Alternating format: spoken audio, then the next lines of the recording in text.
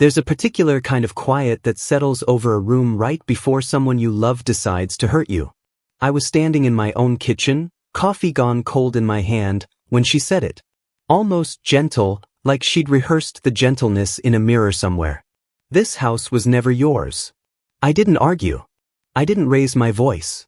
I just set the cup down slowly and thought about every nail I'd driven into that frame with my own 2 hands, and how strange it is that love can still be standing in a room while someone hands you a knife. My name's Frank Halloway. I'm 64. Retired contractor, spent most of my adult life in Dayton. 31 years running my own framing and remodeling crew, back when your word meant more than your paperwork, when a handshake could close a job faster than any signature. I built houses for other families for 3 decades. Somewhere in the middle of all that, I built one for my own. I raised one daughter, Emily. She's 32 now. And I was married to my wife Marianne for 35 years, until cancer took her 14 months before the afternoon I'm about to tell you about. I've never been a man who raises his voice. Never had to be. I built things instead, walls, roofs, a marriage, and I believed that what you build carefully enough tends to hold. I was wrong about how hard that belief was about to get tested. Marianne and I bought the lot on Ridgeview Lane back in the spring of 1998. Nothing but red clay and a stand of oak trees nobody else wanted to bother clearing. We didn't have the money for a builder, so I built it myself, weekends, evenings, almost 2 years straight, using everything I'd learned working other men's houses since I was 22. Marianne mixed the mortar for the porch steps with her own hands, in an old house dress, laughing the whole time at how bad she was at it. We moved in on a Tuesday in September of 2000 with nothing but a mattress and a coffee maker, and we raised Emily there from the time she was 6 years old. Money was tighter in those early years than most people ever knew. When Marianne's mother passed in 2003 and left her a modest inheritance, enough to pay off the last of the construction loan and buy the land outright, we did what felt practical at the time. The deed went into Marianne's name alone, since the money had been hers. Neither of us thought twice about it. That's the kind of decision you make in your 30s without picturing what your 60s are going to look like. We were a family, whose names sat on a piece of paper never once came up at our dinner table. Not for 20 years. Not until it did. Emily grew up the way most kids do, believing certain things simply were what they were. That her parents' marriage was solid ground. That the house would always be there. That family loyalty didn't need a legal document standing behind it. Then there was Denise, Marianne's younger sister.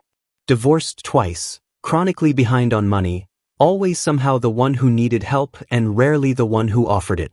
Marianne loved her sister with a patience I never fully understood, and quietly bailed her out more times than I ever knew about at the time, small loans that never seemed to come with an end date attached. When Marianne was diagnosed with pancreatic cancer in March of 2024, Denise moved into our guest room to help. Casseroles, laundry, pharmacy runs. The kind of help that made me grateful and blind to it at the same exact time. I had no idea what that closeness was quietly building toward. No idea grief opens doors in a house that used to stay closed.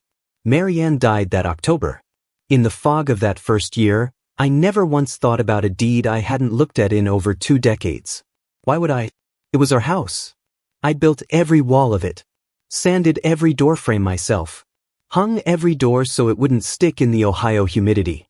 In the months after the funeral, Emily started spending more time at Denise's apartment across town than she ever had before. I noticed. I just didn't examine it.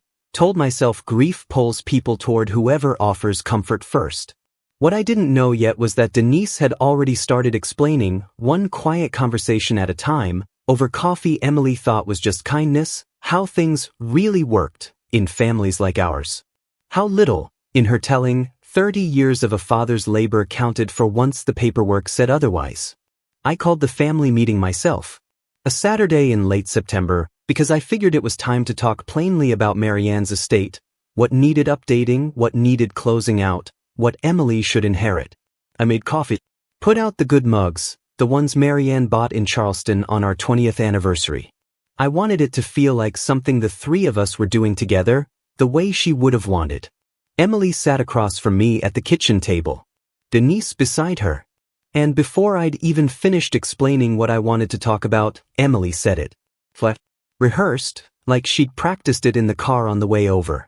This house was never yours, Dad. Not legally. We looked into it. She said we. Denise didn't say a single word. She just watched me with an expression I can only describe as patient, the way you watch something you've been waiting a long time to finally see happen. I asked Emily to explain what she meant. She told me the deed had always been in her mother's name only, that under Ohio law the house passed through Marianne's estate rather than to me automatically, and that the family, her word, not mine, was considering what to do with it. Possibly selling it. Splitting the proceeds, though she never said who else the split was for. She said all of it like she was reading off a printed page. Careful. Clinical.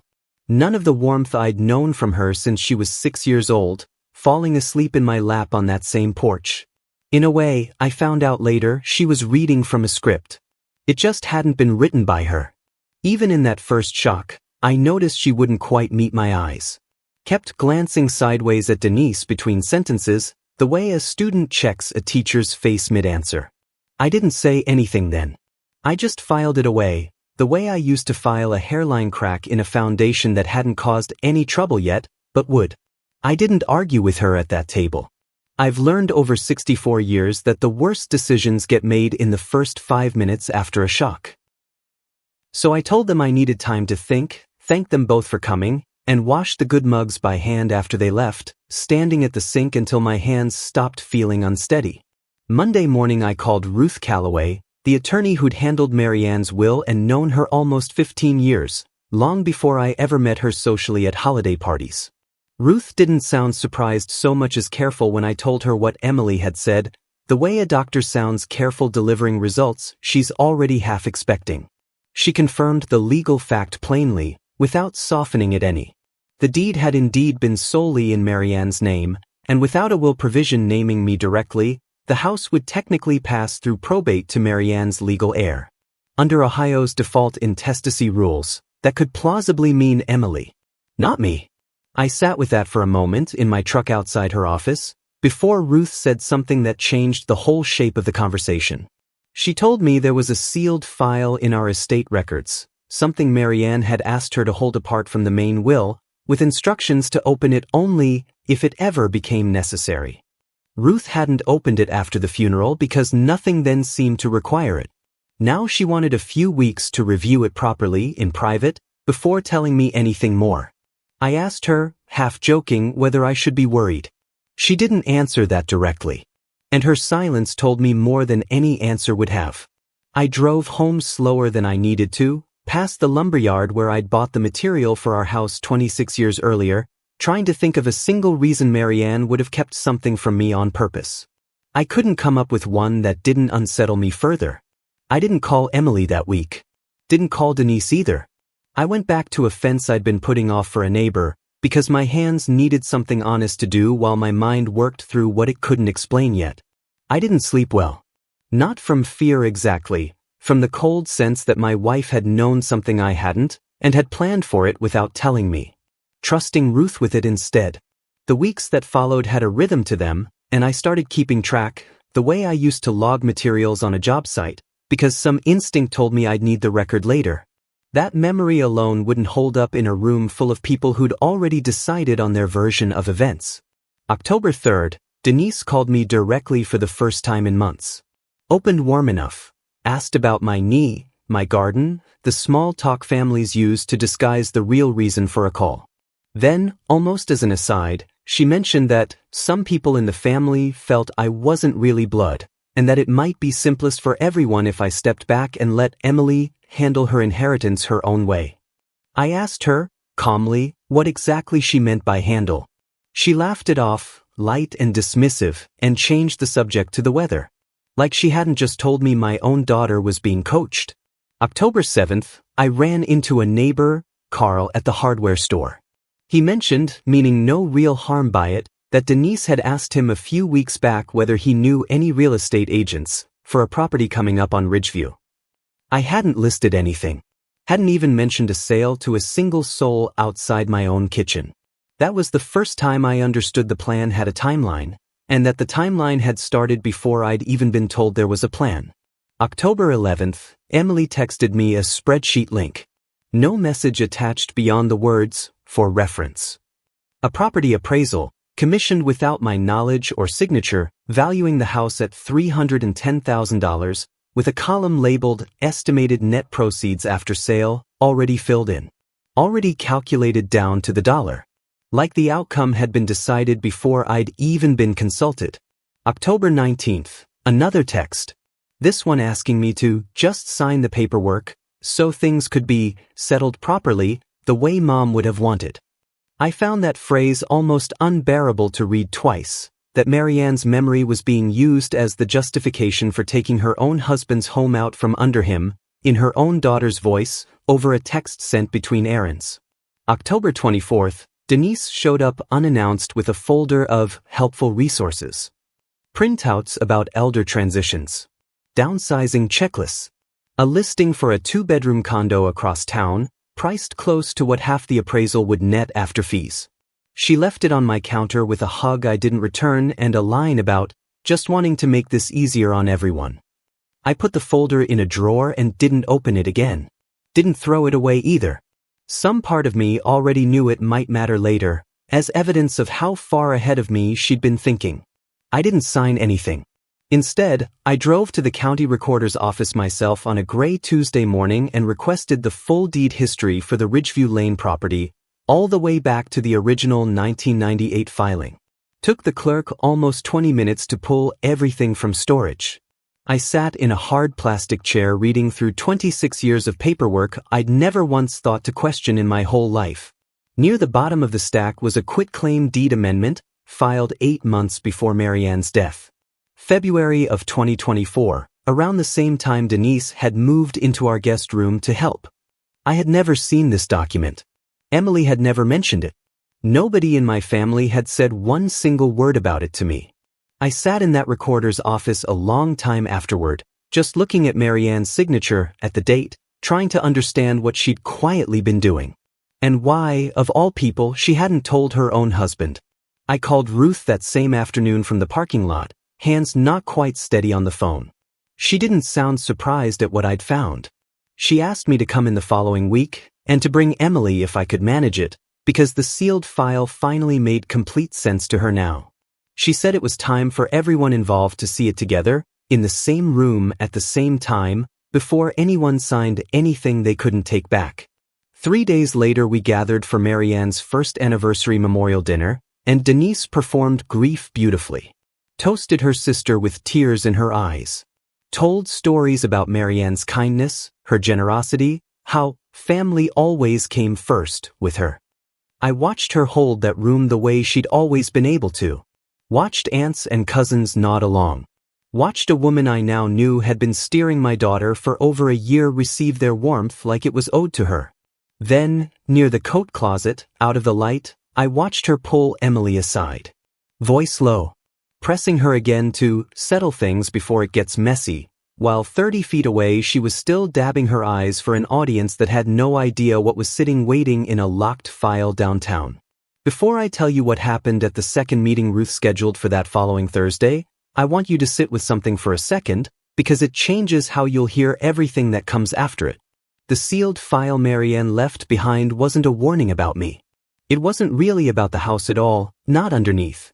It contained something that would take the exact 5 words my daughter had said to me across our own kitchen table, "This house was never yours," and turn every one of them completely inside out. In front of the one person who'd been counting quietly for over a year on those words staying buried for good. We met in Ruth's office that gray Thursday afternoon in November. Emily and Denise seated together on one side of the long conference table, me alone on the other, a pot of untouched coffee sitting between us. Ruth opened the sealed file without any ceremony and placed 2 documents on the table, side by side, turning them so we could all read. The first was a recorded quitclaim deed, dated February 2024, transferring the Ridgeview Lane property from Marianne's sole name into both our names jointly, with full rights of survivorship. Marianne had quietly fixed the exact thing everyone in that room had assumed was still broken, months before she ever got sick enough to need help dressing herself, months before Denise had ever moved a single box into our guest room. The second was a letter. 4 pages, handwritten, addressed to Ruth, with instructions to share it only if the house was ever contested by anyone in the family. Ruth read it out loud, her voice level and unhurried, the way she'd have read a closing statement. In it, Marianne described a $41,000 loan she'd given Denise back in 2019, never repaid $1 of it, and a pattern of pressure Denise had applied for years afterward, urging Marianne to eventually leave the house to the children, meaning Denise's own children, not Emily, using the exact argument that it was never really his to begin with.